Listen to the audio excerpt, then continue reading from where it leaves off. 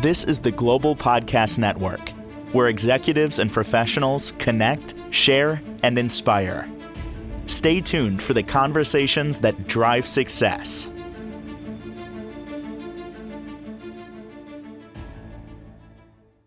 And welcome back, everybody. It is an emotion that can get the best of us, and we've all experienced it.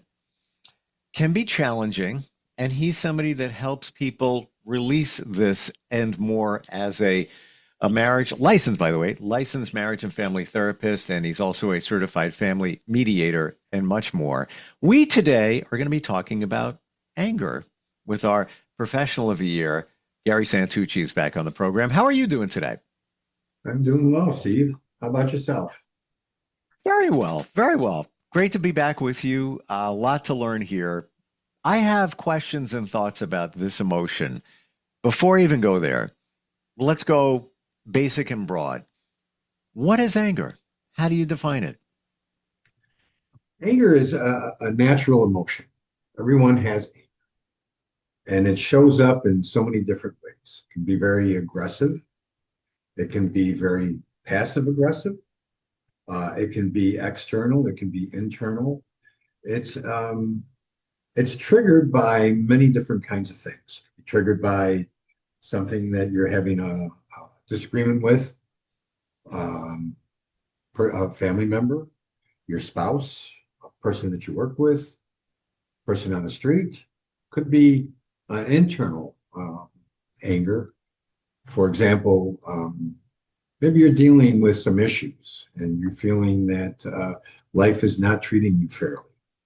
So you brood about it. You dwell on it. The more that you dwell on it, the more the stronger the thought gets. You feel that you've been wronged, or you've been slighted, or you've been disrespected. Disrespect is another very common thing that occurs when anger comes to the surface. You disrespected me, so that makes me very angry. So there's all those things that are present in the expression of anger, and how it comes out. It comes out differently for pretty much everyone.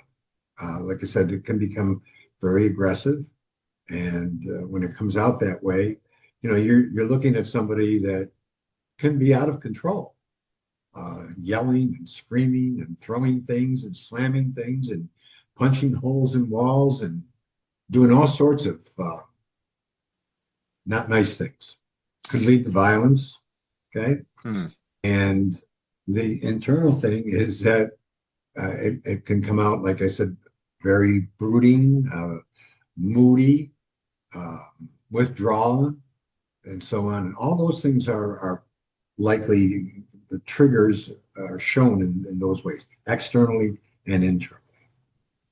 So I have a thought, maybe it's a theory, that anger is not anger. It's other emotions that present as anger. So it could be sadness, but it shows up as anger. It could be frustration, but it shows up as anger. What are your thoughts? Well, unresolved anger, internal anger, can show up like in depression, which is kind of like a form of sadness. So it can show up that way. I think that anger is anger. I don't know that it necessarily is another emotion. Misplaced anger can be interpreted as another emotion. So I think that you can look at it in both ways. But I think anger, for the most part, is definitely something that is shows very clearly in those people that are expressing it. And then sometimes you don't know if someone's angry, particularly somebody that's passive aggressive. They're doing something to someone, and the other person doesn't know it. The other person doesn't necessarily know that. For example, if I'm angry at you, they don't know that I'm angry at you if I'm very passive aggressive in my behavior and in my reactions to you. So it could show up in that way as well. When somebody has to go into some kind of therapy that's anger management related, why does that have to take place? Why do some of us have challenges in controlling our anger? Well, I think that there are certain triggers, for example, that are very difficult to control. And especially, like I said, if you feel that you are disrespected or you are wronged or you're not treated fairly, we feel that sometimes we are entitled to that, that it's our way, and if you don't do it my way, if you don't agree with me, and I think we're seeing that in the country, we're seeing that throughout the world today, maybe more so than we ever have. And maybe that's because social media is so ever present. Mm. Everything is in real time. So I think we see a lot more of that. And I think that there's also imitation anger. You see someone that's angry and carrying on and being violent. I think that, that kind of thing can easily be kind of catchy to someone else. We're very influenced by what we see and what we hear today, maybe more so than ever because of the things that are in real time and social media and things along those lines. So I think that the anger is ever present, stronger than I feel that it's stronger than it's been ever, maybe ever in history. And we got a lot going on. We do have a lot going on. We That do. could make you angry, Right. depending on how you look at it. Yeah, and I want to be right. I don't want to be wrong. And if I'm going to have an argument with you, I want to win that argument. And sometimes in order to win that argument, I have to express my anger in a very aggressive kind of way. I have to overpower you. I have to intimidate you. I have to fight you. I have to win that argument, win that fight.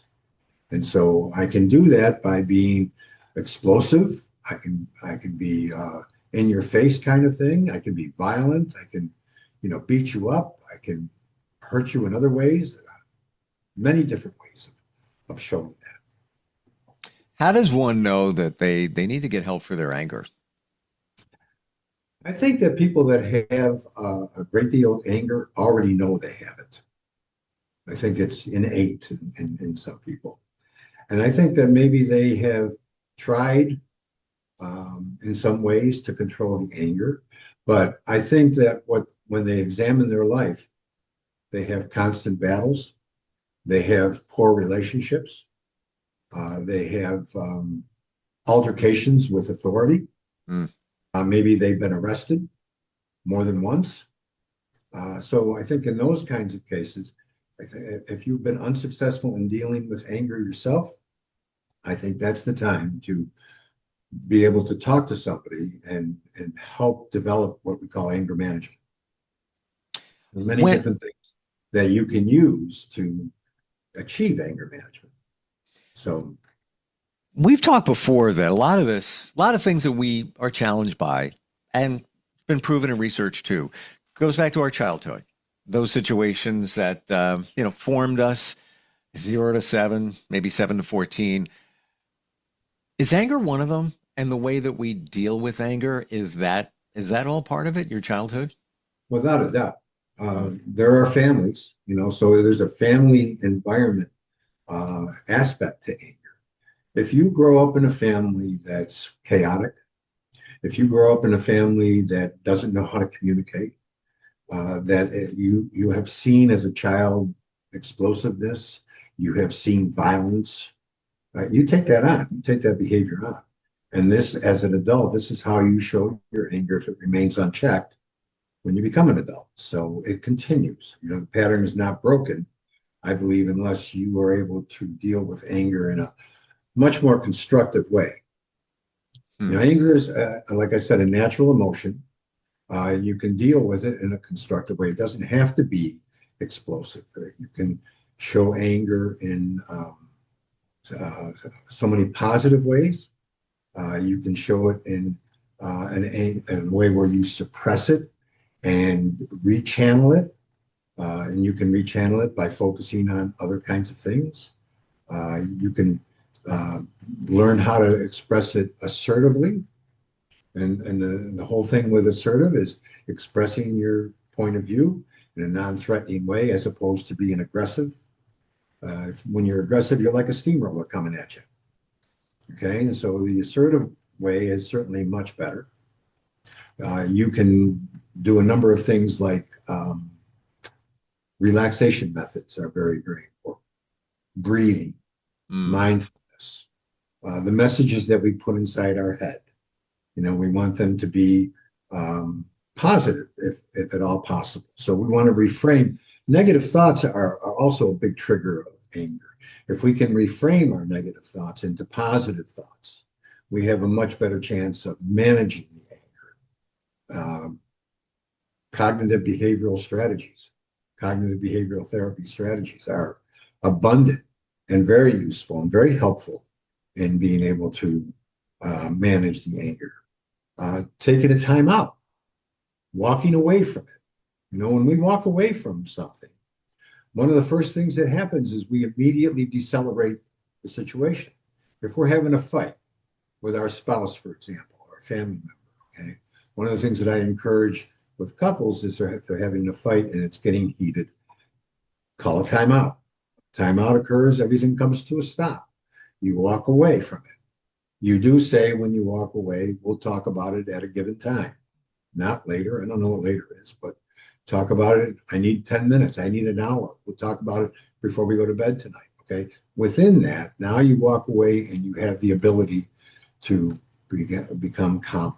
You also have the ability to think clearly, which is very important. Anger does your thinking. So when we're angry, the likelihood of us reaching a solution is minimal because we're just not able to think through a good solution, a clear-headed solution. To your point, I don't know if you've heard this, that when you're angry, you literally lower your IQ. You definitely lower your IQ. You definitely lower your IQ. And from a physiological standpoint, it raises your blood pressure. Okay? It triggers a lot of adrenaline. Some people get so angry that they even have a heart attack. And I am sure that there are many people that have heart attacks that have had heart attacks because they've been explosive in their responses and reactions to different things, people, different places, so on. You get in a traffic jam, all right? Like, how can we control a traffic jam? We can't. So you get explosive, like you're the only one on the road. Whereas instead of getting explosive, why not think about finding an alternative route? But you can't do that when you're angry because it doesn't allow you to think it that way. Clear thinking would give you the opportunity to say, okay, let me find another route. Let me find a different way of communicating with this person because clearly this way isn't working. Look at our interactions. It's just crazy explosive. So all those things are possible if you have clear thinking, not when you have angry thinking. After studying a lot of this, rewiring the brain, ongoing journey, I found myself when thoughts come up, and it could be a frustrating thought, it could be an anger thought, it could be what just happened? Yeah. I used to hold that for a period of time. Like, let's say you get a surprise. I wasn't expecting that. Okay. I might marinate with that for a day. It could be two Or longer. or longer. And Some people are angry for long periods of time. And I'm not even just talking about anger. I'm talking about processing it. And I've found myself, no matter what it is, after getting in the habit of doing it, sometimes 20 minutes later, maybe less sometimes, I turn around, look at him like, oh, no big deal. So what? Where in the past, I'd be sitting with that for a while. Oh my gosh, I can't believe, what are we going to do now? Blah, blah. Now it's like you get surprised for a moment.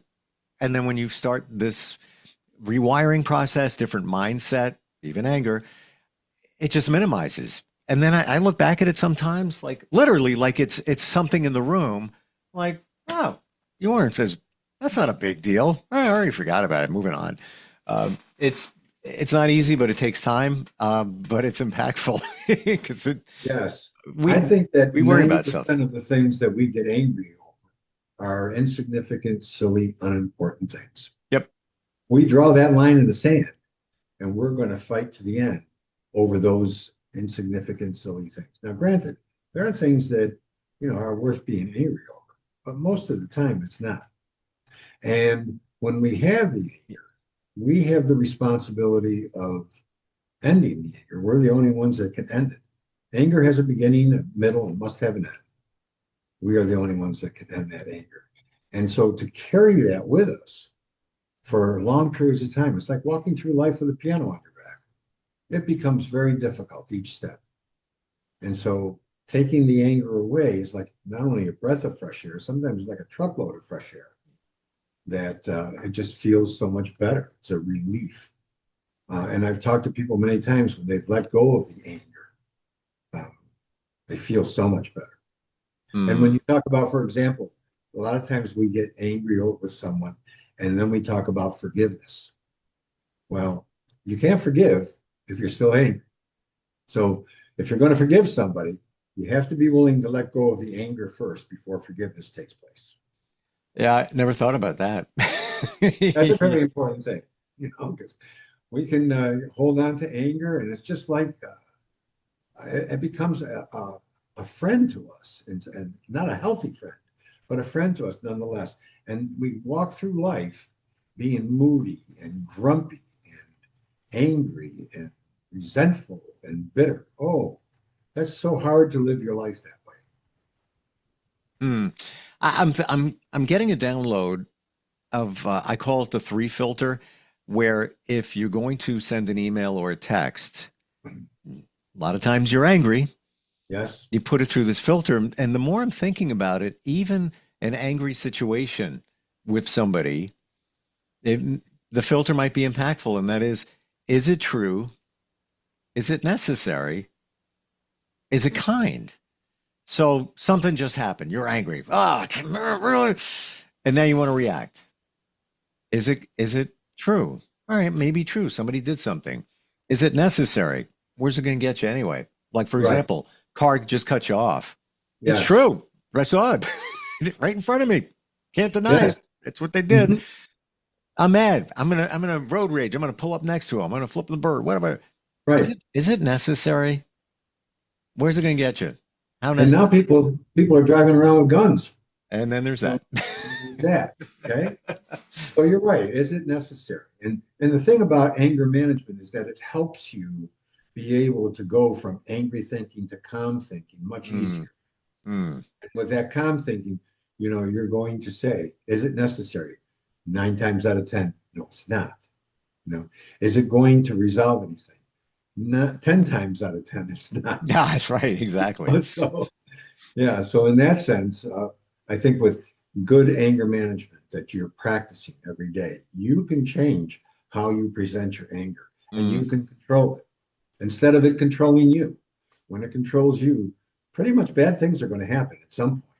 Your relationships are going to end. yep. You're going to get divorced. You're going to get fired from a job. You're going to lose friendships. You're Mm. going to end up in a fight in the middle of the street somewhere because you couldn't control your anger. All those things are likely because you can't control your anger. And the final one on that three filter, is it kind? The way you're going to react to your anger. It's like what your parents always used to say. I hear my mom's voice. It's take the high road. Like, why Yes. do you want to just lower yourself to a situation? Again, somebody cut you off. Nothing happened. All right, there was a potential for something, but they just got, and they're driving on. Maybe they had a bad day. Maybe they're working Yes. three jobs and they're tired. Maybe they shouldn't be Right. driving, but they're trying to make ends meet. Maybe they just got a phone call of some devastating news, and you don't know what Right. may have transpired. And again, getting angry, is it necessary? It's not going to do anything. Not going to do anything. And like I said earlier, I just think that there is just so much more anger today. Yeah. And if we can make the effort, a concerted effort to change that and reverse that and be kinder, I think that the world will be a happier place than it is today. Absolutely. Do you or have you had people come to you on a therapy level and actually said, I'm angry? Oh, absolutely. Hmm. Absolutely. And I get a lot of people that are referred to me from the workplace, from the courts. So they've done some things that have brought out that anger in a way that people are saying, wow, you really need some help here. And Wow. then, and then I also in couples, okay, if you don't get help with your anger, this relationship is going to end. So, but it has to be something that you want to do for yourself. If somebody's making you do it, you're not giving 110%. You're going to give an effort, but it's not going to be the best effort that you could give. Whereas if you recognize, I need some help with this, I think you're much more likely to be successful in that respect. Within marriage counseling, family therapy, have there been situations where somebody wasn't like that years ago and now they display anger? Something's Yes. changed. Well, there could be a number of things that have changed. Maybe they've had a string of bad luck. Maybe they're suffering from an illness that causes them to be angry. Maybe they have lost a lot of money in investments and so on. Mm. There's 1,000 things that can change a person and make them angry and bitter and resentful.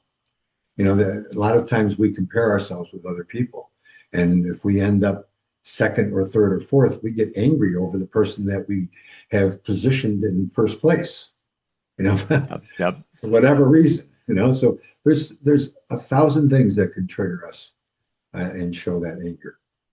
But also, I believe there's as many fixes to help us control the anger. Just to your point, I heard in the last month, and it's stuck in my head, and it's so true. You said when we, comparing ourselves, comparison steals joy. Comparison steals joy. It just takes it all away. And that's another thing that doesn't get you anywhere. At all. It's like comparing apples and oranges. Yeah. No, we're not the same. We're all unique. And I think there's envy and jealousy too that also facilitates an anger response. So, but I think you would agree. Many times, even in social media, we look at somebody. Wow, they got a May. They're going on another vacation. Look at that. Look at this. You don't know the full story. How are they doing that, and I'm not? Right. Oh, I hate that. Nobody knows the full story. It's just what they want you to see. They can be going on vacation because a spouse said, you better take me away again, and they're going to be miserable the entire time. But pictures aren't going to show that. We don't know the full story. So there's no way that you can compare, nor should you. Stay in your lane. How about we get angry over someone's opinion? Like that opinion is the gospel, right? That is fact, and that is the only opinion that matters. And we get so angry over that. It's an opinion. Right. Opinions aren't right or wrong. They just simply are. Why would you get angry over somebody else's opinion? We can disagree, okay, but you don't have to get angry about it. Right. Yeah. Or, you go to that family function and, there's Uncle Vinny talking about insert whatever. It could be politics. You don't have to engage. Again, all of this, right, Gary? We have a choice. You can just say, walk away. Walk away. Walk away. I think it feels better to just look at somebody and say, interesting viewpoint you have. I'm going to go get something to drink. Walk away. That's the idea. I think there's more satisfaction in that. It's almost as if you're saying, whatever. You're boring me. I'm going to be over here, in a nice way. Yeah, and walk away. I have better things to do. Exactly. Gary, what's best thing is this can be done virtually when you work with people, right? It's virtually and in person. Yep. You can reach me at 954-474-1119. You can reach me on my cell at 954-817-1401. You can text me on that number. Gary Santucci 74 at gmail.com is an email that you can reach me at. And my website is GarySantucci.com. And that's Santucci. Correct. Beautiful. Gary, thanks for being here today. Thank you, Steve. I never thought we'd be talking anger for an entire podcast, but it's so important. It is. And I'm glad we went over everything. We'll catch up next time. Okay. Thanks, Appreciate Steve. it. We'll be right back. You too. This is the Global Podcast Network, where executives and professionals connect, share, and inspire. This is the Global Podcast Network, where executives and professionals connect, share, and inspire. Stay tuned for the conversations that drive success.